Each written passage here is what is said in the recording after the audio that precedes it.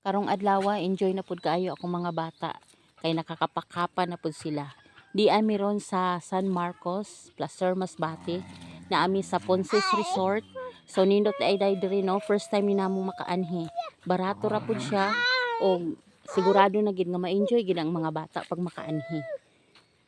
Diri lang mi sa pool nga pambata tungod kay mas maayo manggod diri kay kumpara dito sa Pikas nga pool nga pandagko. Kay dito manggod sa Pikas, lawom siya kaayo. So mas gipili namo dinhi kay maay nang dali rami makabarog ug magkinaunsa. Kay dito manggod sa Pikas, dili magsilbi ning among nilanguyan nga murag binaki lang og iniro ra ning among namahuan. So diri lang mi kay magkinaunsa makatindog dayon. Naami kauban diri no nga may kaugalingon siyang kalibutan kaya siya ra gid in town isa diri sa Daplin. Kay gusto niyang mag-inusara.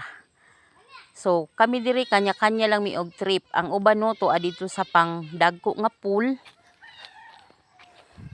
Ang uban pod naara mi diri sa pambata. So katupod sila mga tuwa pod sa pool, mungari man pud to sila unya kay impabitaw nila medyo mahadlok daw sila kay halos dili nila matungkad.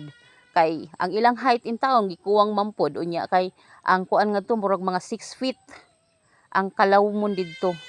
So nindot siya dito sa katong mga tag-as, no? Unya katong mga maay na gid kaayo manglangoy so pwede gid didto. Kami ani in taon nga dili halos kaayo maayo mo langoy kaya mag-urong na lang mi diri sa pambata nga pool. So ang among batang gamay enjoy gid siya kaayo. Mukapakapa pud siya. Siguro og permiho no makamao gini siya mulangoy. Og kani ako mga bata nga dili pa kaayo kamao mulangoy, siya rog sa siging balik-balik di gini sila kamao. Makamao pud siguro ni oy.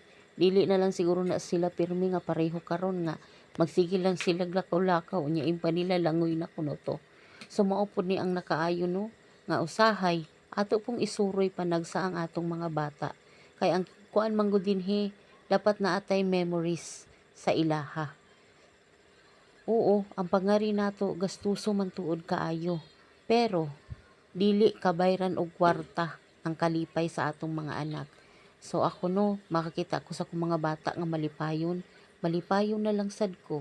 Kay unsaon man na natong damot tag kwarta, unya sa abuhan ra sa atong abuhan ra ta magtuyok-tuyok, suwa gihapo nay pulos.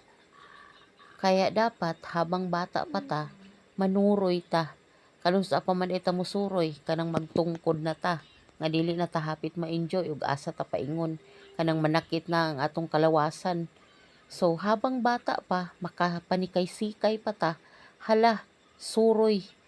So maupod na ang akong nakat-on no ka dapat naagid tay mga kanang mga alaala sa atong mga bata so habang bata pa sila kay moabot ang panahon madagko na sila, dili na nato sila halos makauban pa.